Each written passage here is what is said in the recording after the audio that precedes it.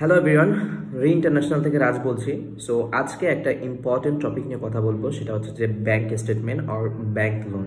So আমাদের বাংলাদেশ থেকে maximum student যখন উন্নত দেশগুলোতে স্টাডির জন্য প্ল্যান করে, তখন তাদের মাথায় সর্বপ্রথম যে কথাটা আসে সেটা হচ্ছে যে ব্যাংক স্টেটমেন্ট।